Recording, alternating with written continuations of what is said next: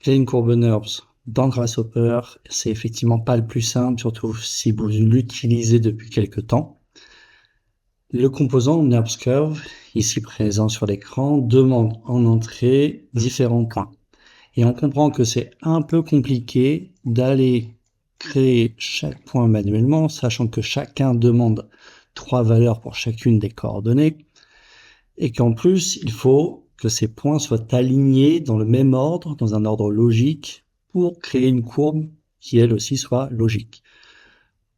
Pour comprendre un petit peu la méthodologie que je voudrais vous montrer, c'est celle que l'on utilise tout simplement dans Rhino. Lorsque je suis ici, dans mon interface Rhino, j'agrandis ma vue de dessus.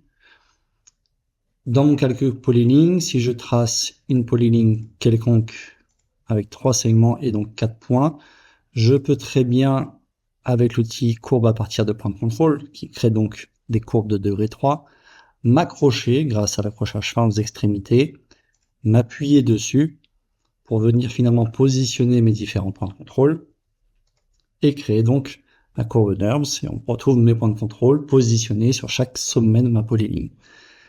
Si je fais la même chose sur une courbe fermée, je pars par exemple d'un rectangle centré au point 0, 0 entrée. Je me mets sur mon calque polyline, peu importe la valeur de la longueur et de la largeur de mon rectangle, mais je peux m'appuyer dessus, tout comme nous l'avons fait tout à l'heure, pour venir, on va juste ajouter l'accrochage milieu, et on va venir s'accrocher sur les différents éléments de mon rectangle. Là, ici, on s'accroche à la fois sur les sommets, mais aussi sur les milieux de chacun des segments. Et voilà une courbe NURBS de degré 3 créée à partir d'une polyline. Donc là, on est sur des formes simples. On n'aurait pas forcément besoin de s'appuyer dessus. Mais effectivement, lorsqu'on crée une courbe plus complexe, c'est intéressant de toujours avoir une polyline qui gère un peu les valeurs d'encombrement de la forme générale, d'un profil, par exemple, et venir s'appuyer dessus pour à la fois gagner en précision, mais aussi pour éviter tout décalage ou tout mauvais positionnement dans l'espace de notre courbe. Donc l'idée, c'est de refaire à peu près la même chose dans Grasshopper. On va partir sur des formes simples au départ. Nous l'avons vu ici, j'ai créé un rectangle centré au point 0, et bien on va faire la même chose. On va créer tout d'abord un rectangle, donc dans l'onglet Curve et dans ma primitive, j'ai le composant rectangle. La particularité du rectangle, vous le savez si vous utilisez depuis un petit moment Grasshopper, c'est qu'en entrée ici, on demande en particulier un domaine. Et ici, par défaut, le domaine est de -1 to n. Si on tape directement un slider, quelle que soit la valeur et que l'on se connecte directement sur l'une des valeurs X ou Y, vous voyez que lorsque je passe mon curseur sur l'input de mon composant, j'ai une valeur qui part de 0 vers la valeur de mon slider, ici 10. Donc, c'est pas ce que je vais faire. Moi, je veux garder ce côté centré, ce qui peut parfois être intéressant pour préserver une symétrie, par exemple, sur la création d'un objet. Donc, pour cela, je vais aller dans le menu Math, le sous-menu Domaine, Construct, Domaine, et je vais pouvoir ici me connecter pour créer la valeur X dans un premier temps. Et ce que je vais faire, je vais taper une valeur de 12.0 pour avoir un slider avec une décimale, et je vais connecter cette valeur sur les deux. Alors pourquoi sur les deux? Puisque là le résultat est un peu étrange. Je vais ajouter ici, en cliquant droit sur l'entrée domaine start, une expression, autrement dit une formule, pour faire en sorte que cette valeur d'entrée devienne négative. Je pourrais la faire totalement autrement en ajoutant un composant négatif spécifique. Et là, pour simplifier visuellement l'algorithme, on va simplement ajouter une expression relativement simple, moins la valeur d'entrée, moins x. Si je connecte ici, comme vous l'avez sur le site, j'obtiens un carré de longueur variable. Le x, y est égal. Là, ce que je vous propose, contrairement à ce qui est sur le site, c'est de faire un rectangle avec des valeurs différentes. On va allonger un petit peu cette partie-là, et voilà. Donc j'ai une première chose, j'ai ma polyline qui est créée, et comme vous le savez, si vous avez l'habitude un peu de regarder sur mes vidéos, sur ma manière de construire l'algorithme, j'aime bien travailler sur la verticale et non sur la longueur. Donc j'aime bien terminer chaque petit ou sous-script par la nature de l'objet que je viens de créer, ici donc un rectangle. Chose que je vais reprendre ici. Et ça me servira de base à la suite de mon algorithme. Comme je vous disais, bon, c'est une habitude pour ceux qui me connaissent. Je travaille rarement dans cette longueur-là, mais plutôt à la verticale. Donc là, on a une première partie du script qui est faite. On a notre polyline. Je peux la grouper dans un premier temps et cette valeur est variable. On retrouve notre rectangle. Sauf que, passer du rectangle à l'entrée vertices, il me manque quelques éléments. On a besoin de faire en sorte de récupérer donc les différents vertex ou points de cette nouvelle polyline. Pour cela, je vais décomposer cette polyline, donc mon rectangle, avec la fonction basique que l'on retrouve ici, explode, un peu comme l'outil ici décomposé ou explode en anglais. Ce composant va me permettre d'avoir deux sorties, segment et vertices. Segment, j'en ai 4. Vertices, j'en ai 5. Pourquoi? Je vais mettre un panel ici pour visualiser ce qui se passe exactement. Je retrouve donc mes 5 points. Et vous noterez que le point en indice 0 et le point en indice 4 est le même. Autrement dit, le point de départ et le point d'arrivée sont identifiés ici par le même point. Si je descends un petit peu ces éléments-là et j'ajoute un autre panel pour, là aussi, visualiser ce qui se passe ici, j'ai donc 4 lignes simples qui sont aussi considérées comme des courbes.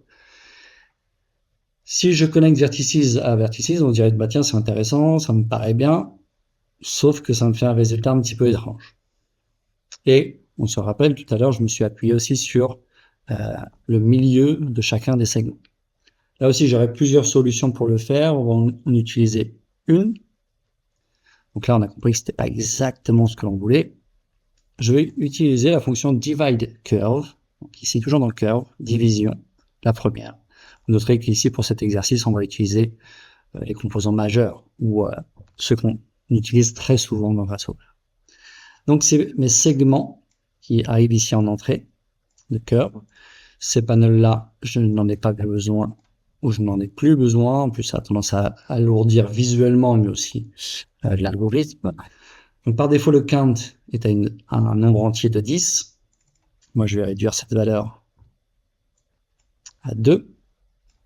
Donc, on voit ici que chaque composant, chaque segment plutôt, a été divisé en deux segments sous-parties, ce qui me donne donc 3 points par segment. On comprend ici que j'obtiens plusieurs listes, d'où les pointillés en sortie. 4 listes qui correspondent à mes 4 segments initiaux, et dans chacun de ces segments, il y a mes 3 points. Point de départ, point d'arrivée et ce fameux point du milieu. Parfait. Idem, point aux vertices, on a dit c'est la même chose.